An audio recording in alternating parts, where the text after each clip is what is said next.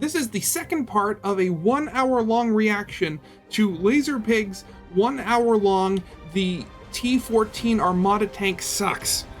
This has been cut down purely to make it easier to watch.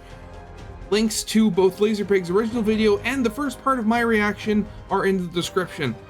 Now, let's continue this, shall we? But while we're here, I want to talk about the actual design of the vehicle, because there's something here that bothers me, and I'm annoyed it isn't bothering anyone else, so I want to explain. I like long vehicles. I'm not super gay. I like long vehicles. Now, I could talk about how, in spite of the specifications for a tank with a low profile that's lighter and faster than its predecessor, the T-90, the T-14 is considerably larger, about 20 tons heavier, and though it claims a top speed of almost 50 miles an hour, no one has actually seen the Armata go 50 miles an hour. And yes, that includes you. I mean, people look at T-90s flying down the road and go, wow, the speed! But keep in mind, those tanks are going 30 miles an hour. That's what 30 miles an hour looks like. Speed can be very hard to judge, especially when you're looking at a larger vehicle like a tank, especially when it's been filmed by a propaganda camera that's using a bunch of neat little tricks to fool your eyes into thinking that what you're looking at is far more impressive than it actually is. And no, it's not just Russia that do this. This is what 50 miles an hour looks like.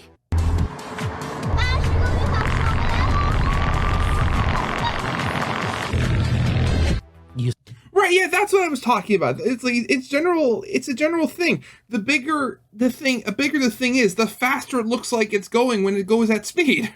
But I mean, see the difference. As you saw, but that's not what annoys me. I could talk about the tank's interior. That armored coffin, as it's called, confuses me, as every time I've seen it, something changes. These hatches are clearly manually operated, but in Zvezda's documentary on the T-14, they are hydraulically sealed?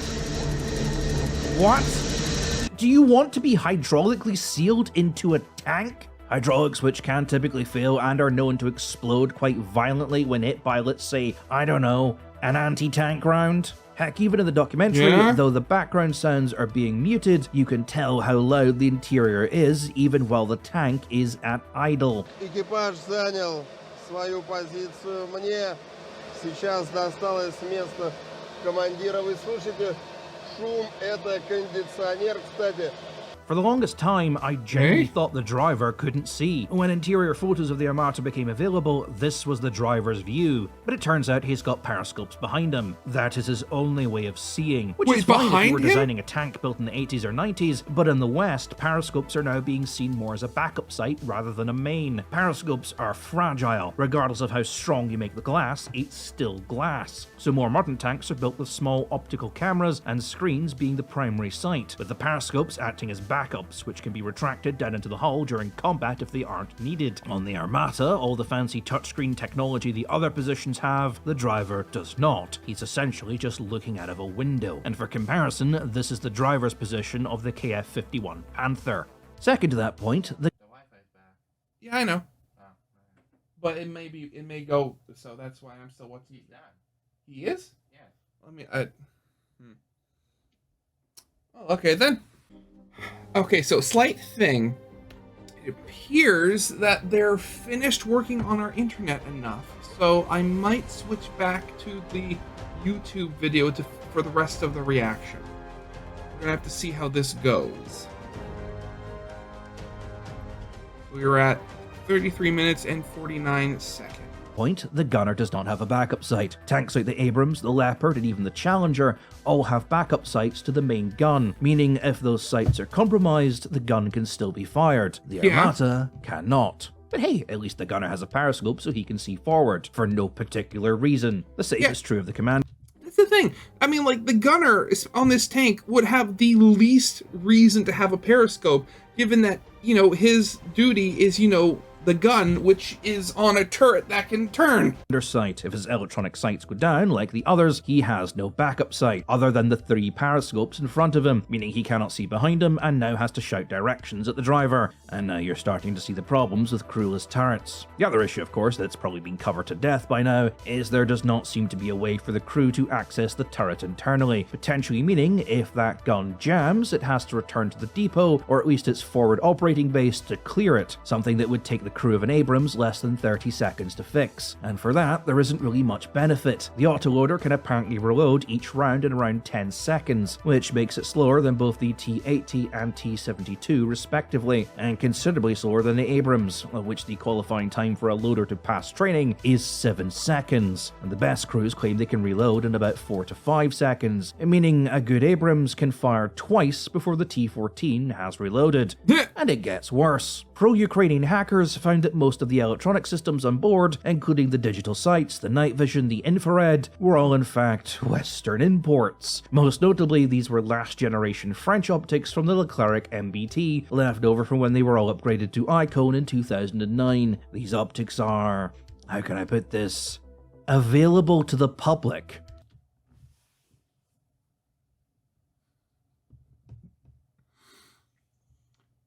Oh my god. It's using commercial grade electronics.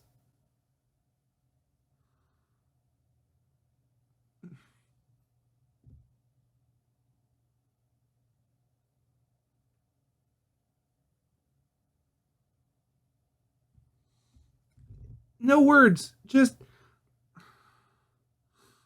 I swear, this entire video has just been me in a state of shock, similar to when Laserpig was reading off everything that was wrong with the Moskva before it was sunk.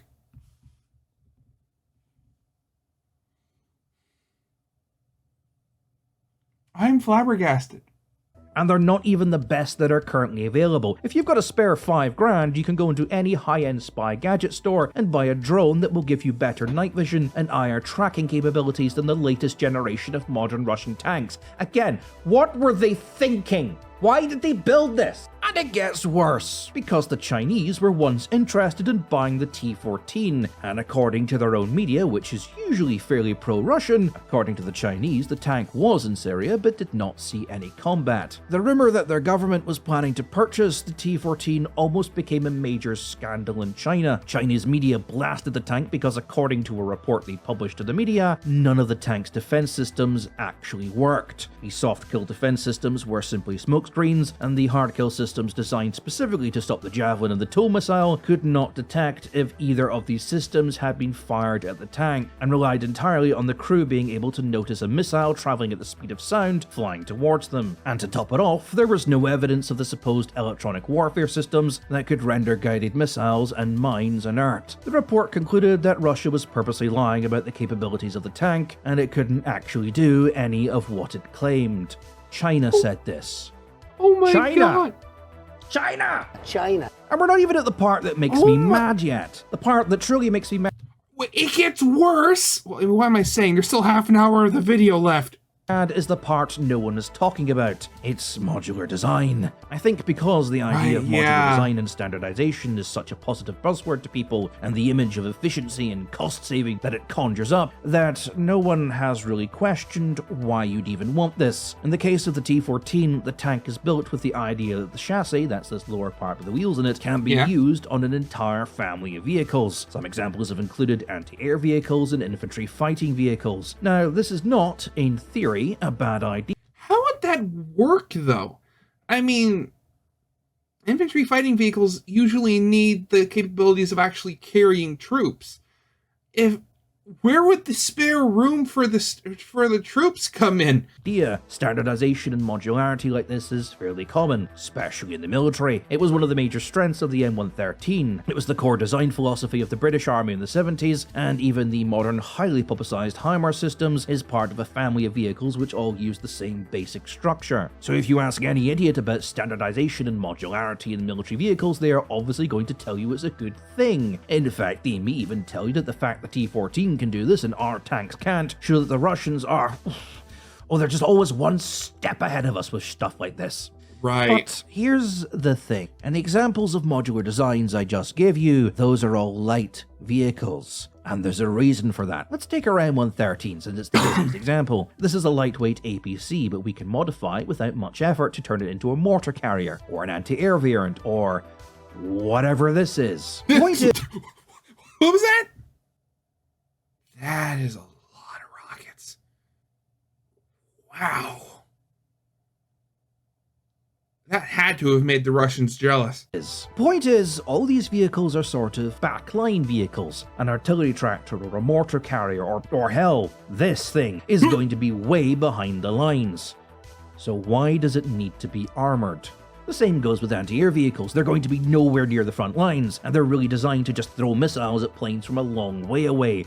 Why does it need to be armored? If something like this is armored, it can compromise speed and, more importantly, fuel consumption. And there's this thing in war we call logistics. Fuel is What is what's the thing that Russia's been having trouble with the most in this war? expensive and hard to transport. The trucks that do it are often very distinct and are a priority target for anyone behind enemy lines looking to disrupt supplies. And fuel depots, as a rule, tend to be very explosive, so you don't really want a lot of them lying around. Nor do you want a gigantic one that your enemy is going to instantly target with everything that it has. Now, tanks are thirsty. They take up a lot of fuel and need that fuel in constant supply to keep doing what they do. If your tank runs out of fuel, they can't fight, and they basically become a sitting duck. So in order to alleviate that problem, it's beneficial if everything else in your army requires as little fuel as possible, so the tanks always have what they need, so things that don't need to be armored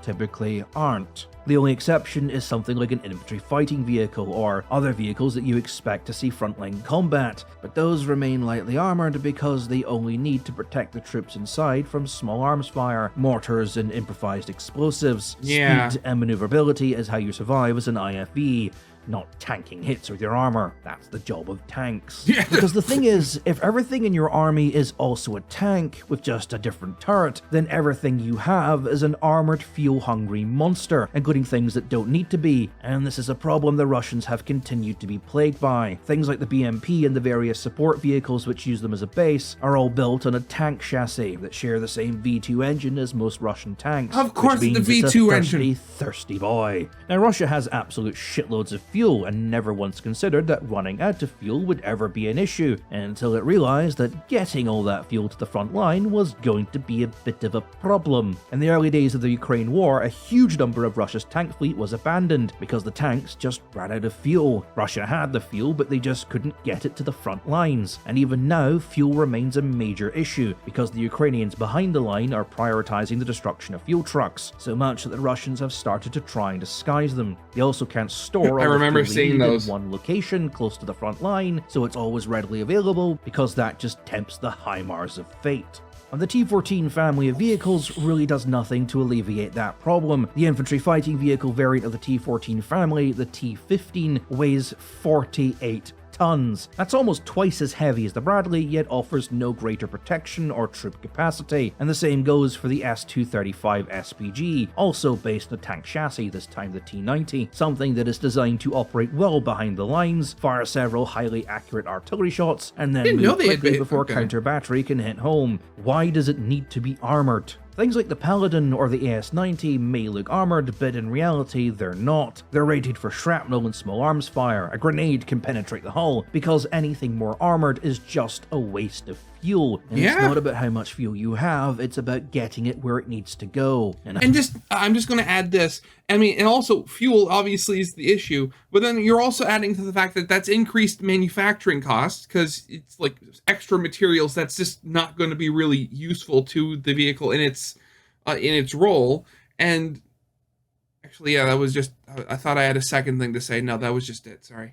How many more fuel trucks are you going to have to send down the road if your entire army of vehicles is built on the chassis of a heavily armored tank? And I'm not just talking IFVs here, it's engineer vehicles, it's bridge layers, it's radar vehicles for anti-air sites, it's mortar carriers, it's ambulances. It's a fuel-intensive fleet they are proposing, and the more fuel trucks you need to supply that fleet, the bigger a target they become, and the more units you need to pull off the reserve to escort those convoys, which means the less stuff you have on hand for your major offensive. This is why in the West, with perhaps the exclusion of engineer vehicles because they are expected to drive into combat zones and drag tanks out of it while presumably under fire, the majority of modular vehicles tend to be based on infantry fighting vehicles like the CV-90, which are lightly armored with the option of removing that armor for things that don't need it, or adding more for things that do. Because as that great Chinese philosopher said in that book that everyone won't shut up about, an army marches on its stomach. Fly away in my space rocket. You don't need to put money in my pocket. Now I'm actually wondering what have actual people who know what they're talking about have said that, just the internet has ignored because they're not Russian. The door is closed, I just lock it. I put my go plug in your socket. There is this cute little story about another Russian tank called the IS-3. The story goes that the first time the West laid eyes on the IS-3 was during the victory parade through Berlin at the end of World War II. And after politely allowing the Americans and then the British to go first, the Russians then followed with their T-34s and hundreds of IS-3s. The sheer sight of so many advanced heavy tanks made British General Bernard Montgomery actively gasp and shock, which prompted American General Patton to lean over and proclaim, "Don't worry, we're still on your side." It's a fun little story which encapsulates the narrative of the tank that shocked the West, and no one can really talk about the IS-3 without bringing that story up. And as you probably guessed by now, it's it fake. Never happened. There was actually several victory parades through Berlin. Russia and Britain had one each, followed by a joint one with America and Britain, and then a final parade with Britain, America, and Russia. This was the parade in which the IS-3s were shown. Now, Patton never attended this parade, and by the time the Russians were featured, Montgomery had already left. The story of the tank that shocked the West was made completely up by Russian propaganda, and it is a line that has been repeated about every Russian tank ever made. It even made its way retroactively into the T-34 mythos. It's the tank that shocked the Germans, even though it did nothing of the sort. But it is a line that's repeated almost consistently, that the West is always shocked by this idea that Russia is somehow able to produce a better tank than the one it made previously. This is a narrative which drives almost everything in Russia. It's called Smakalka. I mean, there's no direct translation, but roughly it means innovation. But innovation exclusive to Russia. It's a huge part of Russian culture, and the narrative of it is driven in almost every aspect of absolutely everything the average Russian is exposed to in life, much in the same way the average American might approach the ideas of freedom or liberty. And while some Americans believe that only America is the land of the free, some Russians believe that only Russia and only pure-blooded Russians are capable of Smakalka, the idea that they and they alone are capable of finding creative and innovative solutions to problems that just no one else would ever think of. To give you an example of Smakalka, right now Russian children are in school building trench candles and packing them off to the front lines for their soldiers. This is celebrated in Russian culture because only the Russian mind would think of making candles to compensate for the fact that their troops cannot use electric lights, because that makes them easy targets for Ukrainian drones and snipers. And this is encouraged by the government because it distracts from the fact that it's 2023 and Russia is digging trenches. We look at Russian trucks with this weird improvised armor, the ridiculous cope cages, the disguised fuel trucks, or the abomination, and see a nation that is struggling to cope with the reality of its situation and grasping with ever-increasing desperation at increasingly bizarre ideas to delay the inevitable. But to Russia, it's Smakalka, and it's genius. To them, Russia and only Russia is capable of innovation like this, unlike in the West, where the uncreative and simple-minded American can't think of innovative ways to fix problems, so they throw billions of dollars into projects, hoping technology will fix that problem for them. The Russian adapts and innovates, whereas the American buys yet another convenience. Which is why Russian propaganda has always instilled this idea that Western armies are just too expensive to work and overly reliant on unproven technology. Christ, no wonder Russia today liked peer spray. And in a kind of weird way, the T-14... All the stuff you hear online, it's literally just Russian propaganda. Literally. somewhat represents that ideology. Almost all the footage we have of the T-14 comes from this documentary by Zvezda, a Russian TV network. They've done these documentaries called Combat Approved on almost every Russian tank. And they are rather famed in the military analyst community for their somewhat overdramatic presentation and the narrator that they use for Western translations, which, well, I'll just let you hear it. About the most advanced Russian weapons, the people who create them, and those specialists who use their access to secret documents to control the most important, and therefore the most secret military projects of the country every day. Doesn't that get your manly balls tingling? At the start of the T-14 documentary, the host goes on this... Well, yeah, actually, you know what? That sounds exactly like what you would think of, like, the stereotypical, like, alpha male guy would sound like. Oh my god. Oh, geez, that's basically sums up Russia pretty perfectly, doesn't it? Spiel about how this documentary will be copied and shown to people in the Pentagon, and the CIA will be poring over every second of it. It does amusing little things like blur out the interior of the tank before showing it unblurred mere minutes later, blur out the screens and then just unblur them mere minutes later, and show massive classified signs over the engine in spite of the name and specs of this engine being publicly available. But nothing on the Armata is new, and yet the host treats everything, every simple innovation, such as the T-15 having space for two people to walk past each other while dismounting, or just having a phone on the back of it, to the T-14's turret being able to track a target without input from the gunner, something tanks have been able to do since the 1960s, to just being able to rotate 360 degrees while standing still. They want a transport that doesn't carry men, and a scout that's got a cannon as big as a tank's on it. And portholes. Oh, great! Portholes. So the guys can shoot out whatever they can't hit with their cannon. As all things that only Russian tanks are capable of. All this classified bullshit, all the blurring out, the CIA rant at the start, this is all just window dressing for the benefit of the Russian public. They need them, and they need the Vatniks to believe that only Russia is capable of such innovation, because it distracts from the reality that this tank is just nothing special. There's even a little dig at the Abrams and the Leopard, claiming these tanks are 50 years behind the Russians because they don't have autoloaders. Well, the French Leclerc is obviously the most advanced Western tank in the world because it does. We should remind you here that the American Abrams, German Leopard, and Israeli Merkava do not have this loader. All this time, Western designers insisted that this was an unnecessary device. And then, such a device suddenly appears on the most advanced NATO tank, the Leclerc. So, the West is about 50 years behind us in this regard. The show ends with a proclamation from Ural's deputy CEO that they, and by they he means the West, will be playing catch-up for the next 15 years, and then smirks like a turtle enjoying the smell of his own farts. But is that true? Are Western tanks now outdated and can only play catch-up with whatever Russia builds? Well, I mean, if you've gotten this far in the video and still think that, then obviously you weren't paying attention, but I'll humor you. Long ago and far away,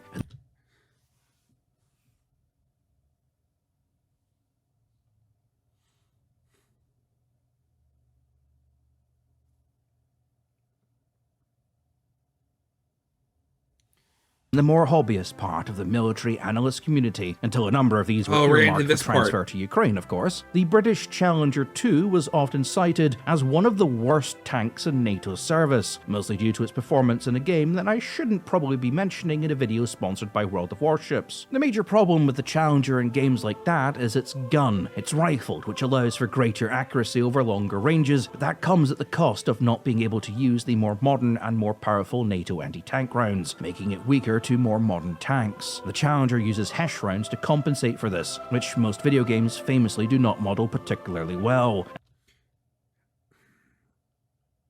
Right, he's talking about War Thunder, right. It took me a second to realize that. I initially thought, oh, World of Tanks, and then I remember, wait a second, World of Tanks, the Chieftain isn't in there yet, is it? And this is the Challenger's biggest downfall. For all its faults, the T-14 is theoretically well protected against HESH rounds, and the lower velocity of these rounds makes them more vulnerable to hard kill systems. So theoretically, the Challenger is outdated by the T-14, but in reality, the war the Challengers were built to fight were not with Russia. The British envisioned that the only tanks the Challenger would ever have to face were export models of the T-72s and old T-55s, both of which it has proven to be highly capable against. The Brits wanted a low-maintenance tank built for taking on hordes of outdated armor. T-55 again. What have we seen moving to the front? Used by despot dictators, that was agile over rough ground, could fire the more effective high explosive rounds, and was largely immune to anti-tank infantry weapons that a third world nation could realistically buy. And that's pretty much what they got.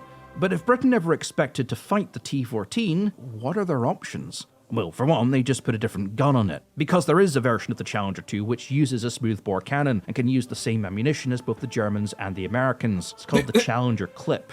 and it's been available since 2006. In the long term, there are a number of proposed upgrade packages to the Challenger, coined under the umbrella term of HAAIP. These include more powerful engines, better suspensions, updated sights, electronic warfare packages, soft and hard kill systems, new turret systems, and even a vastly improved armor system, which can allegedly protect the tank against multiple hits from more modern NATO rounds. We'll The have system to started see. development in 2005. In 2014, they were announced to the public at around the same time the Armata was announced, and in 2016, the contracts were awarded. This work bounced back and forth as stuff in Britain typically does, and in 2021, specifications for what these upgrades would be were finally agreed on, and the project was named Challenger 3. Almost all the updates on the Challenger 3 are nothing new. They've been available as upgrade packages to the Challenger 2 since 2016. Challenger 3 acts largely as a refinement and optimization of those upgrades. Yeah, so I would imagine, I didn't even know there was a Challenger, that the Challenger 3 was now a thing. But yeah, I mean, it just makes sense. I mean, you have all the upgrades to the previous one, just build a new one with all the upgrades built in.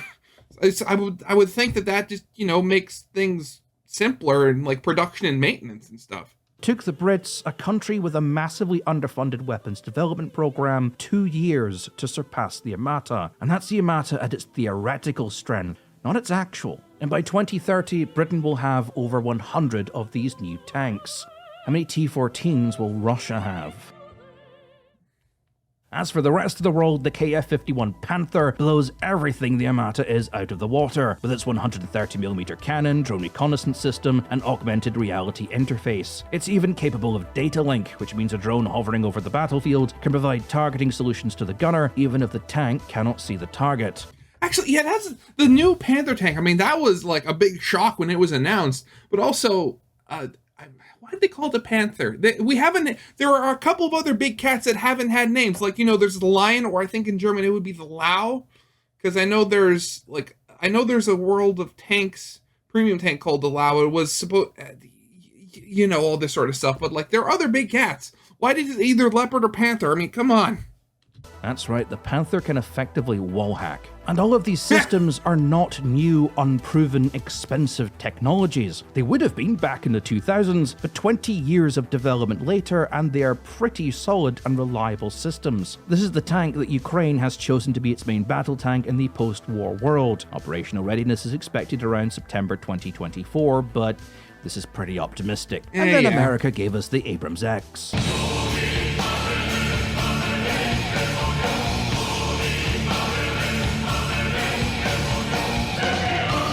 The Abrams X seems to be a direct challenge to Euro, in that it is everything the Armata is pretending to be but actually real, and on the chassis of an Abrams. The X features an autoloader, a crewless turret, and has a sensor system that gives the crew a full 360-degree awareness.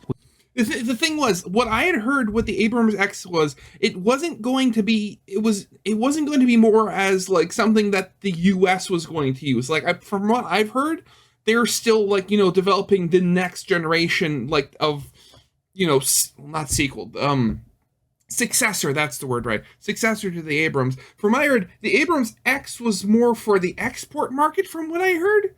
Though then again, this is just, from what I've heard, so I might be wrong here. Which is completely unheard of in a tank. It can also fire loitering munitions with a 25-mile range, and features a hybrid diesel-electric engine which allows the tank to go into silent mode, making almost no noise when it moves. And combined with the rumoured anti-thermal infrared systems developed by BAE back in 2009, that would mean that this tank, at night, is practically invisible, especially to a country reliant on second-generation thermal optics. This tank fucking terrifies me.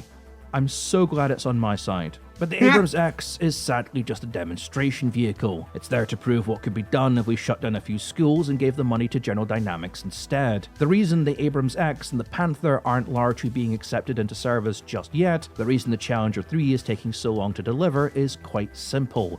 These tanks just don't need to exist yet. While the press, the occasional defense commentator who was around to be paid to give a quote, various YouTubers, and the general defense analyst hobbyist crowd creamed their pants over the Armata and all the propaganda that Russia farted out about it, and every defense company around the world trying to use it as justification for yet another budget inflation, the experts were not concerned. And the time it has taken Euro to not fix the Armata's engine problems, the West has already surpassed it as a design. By the time the Armata actually enters service, it will already be outdated.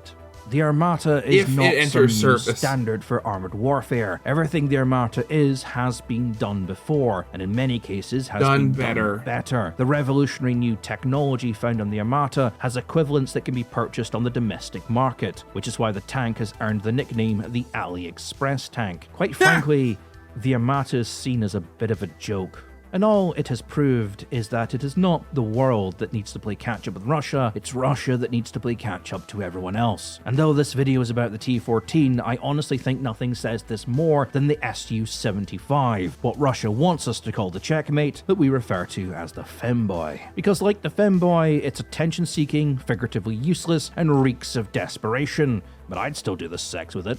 Everything about it, the marketing, even the name Checkmate, is a desperate cry for validation. It's Russia trying to prove to the world that it can build an equal to one of the most advanced fighter jets in the world, and anyone who speaks of the femboy can't go 5 minutes without trying to compare it to the F-35. But by the end of this year, 612 F-35s will be in service across various NATO countries. The Su-75 is yet to make its first flight. The one they showed off at Max Airshow in 2021 was just a wooden mock-up, and even then there is no guarantee they will ever be able to build one, because like the T-14, this thing relied entirely on Western imports to build. Western imports which have now been cut off thanks to Russia's little Eagle crusade in Ukraine. And if anything, the war in Ukraine has proved just how far the apple has fallen from the tree for Russia. The United States are mass-producing an aircraft that can fly in all weathers, see in the dark, and is invisible to radar. The Russians are welding an 80-year-old gun to a 70-year-old APC. So for all its posturing and boasting, I think the Russia-strong illusion has finally been broken. Russia is not an equal to the United States and NATO, it's an equal to North Korea, both technologically backwards nations with a large central city that it likes to pretend is the standard for life within its borders, both acting like cartoonish Saturday morning villains on the world stage, both with leaders its population worship almost like a god, a population that has been deluded into thinking their country is the best and everyone else is jealous of them, and both constantly biting for America's attention by constantly proclaiming grand military prowess projects that they fail to deliver on or are never as good as the propaganda claims, both constantly engaging in Potemkin-style training displays that are only impressive to people who have no idea how war works. The only people who are impressed by shit like the T-14 are the same people who look at ranks of Chinese soldiers and then run to their Twitter to own the libs by telling everyone that the new they-them army gender-neutral Abrams X series with its hard-kill defense laser and drone scouting equipment is no match for this decade's upgrade package to the true, rugged and reliable and oh so manly T-72. I'm going to try and wrap up here because I've ranted a lot and this was supposed to be a short video. Nothing about the T-14 suggests that any of the issues I've highlighted here couldn't be fixed. Theoretically, this could be a very interesting tank, it could be a very powerful tank, and a very interesting and fresh new way for Russia to consider its military planning. But the problem is, it was built in Russia. T-14 is stuck in what I like to call shop demonstration mode. It's full of interesting new ideas with a lot of potential, but none of these ideas have been fully realized. Everything that was thrown onto the tank sounds amazing in theory, but no one really took that step back and asked what would happen if the tank were to see combat. The reason Western tanks have backups and backups to those backups is because, well, they're tanks. They're expected to see combat, and in combat things inevitably get damaged. At some point, you are going to lose power. Your sights will get damaged, your gun will get jammed, and then what? A damaged Abrams can keep fighting, granted not as efficiently, and its top priority would probably be to get the hell out of Dodge,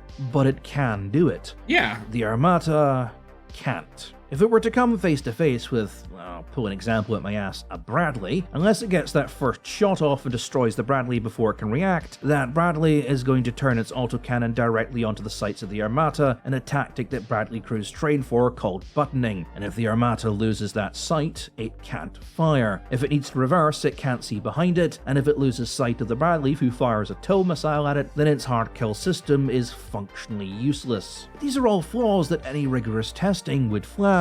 All of it could be forgiven if what we were seeing was just a prototype, but it's not. This is supposed to be the final production model, so the suggestion that the Armata still hasn't had any of those issues fixed, including its engine problems, since its debut in 2015, shows it probably never will. The brain drain of Russia has sapped it of a great deal of talent, and the fact that Ural is now 85 billion rubles in debt and has to cut the pay of its workers by 21% shows that the only talent they are likely to attract are people with nowhere else to go. Putinism and Russian corruption have also played huge parts in the downfall of the Armata. A new engine was supposed to be built completely by scratch by called the Seagull engine, which was supposed to be finished in 2017, and then again in 2019, but was never finished, and there's no real evidence it was ever worked on. Why?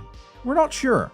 I have a theory. The T-14 is not mass-produced. It was supposed to be, but the tanks are still being built by hand, like coach-built luxury cars. Which still, this conjures an image of sophistication and craftsmanship in the mind of the common idiot. These are not custom-made cars with handcrafted details made by the finest craftsmen in the land. These are tanks, handcrafted by underpaid low-skilled workers, which rather explains the conditions some of them are in. The assembly line was funded, but never built. Why? Because the entire 64 million rubles set aside to build it was stolen by Dmitry Gerismenko, who happens to be of Ukrainian birth. I wonder what motivated him. In 2022 alone, over 60 defense officials and 250 public procurement officials, many with connections to the T-14 project, were prosecuted for embezzling state funds. With a black hole budget of 6.2 billion rubles and a population who genuinely thought a war of the degree fought in Ukraine was just going to be a fantasy, there was no motivation to really deliver a working system. All the T-14 had to be was a propaganda piece proving that the great Russian bear still had teeth, to show that Russia was a modern and powerful nation that was capable of competing with and surpassing Western nations. So they became just another money pit to fund the secret bank accounts of Russia's defense contractors and generals. And like the Felon, the Checkmate, the Terminator, and many other projects Russia developed during this time, they did exactly what they had been designed to do: look pretty and do nothing. And like its predecessor, the T-95, the T-14, as described by Russian propaganda, just doesn't exist. This entire thing. I mean, granted, I'm not the kind of person that generally, looks into like, oh, what's happening with this weapon system that I heard about like 2 years ago? Like, what's happening? But I mean, just all this stuff using an engine based off of the Porsche Tiger. That for one, and having the tank be built around it like the Warthog is built around its gun. It's just this.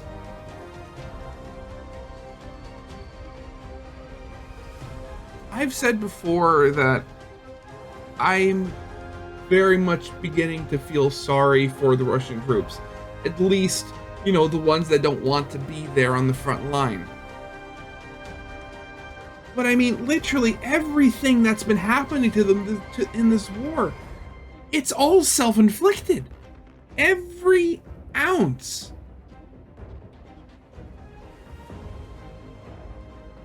I don't know. I really don't. Oh, God. Yeah, so that'll be it for now.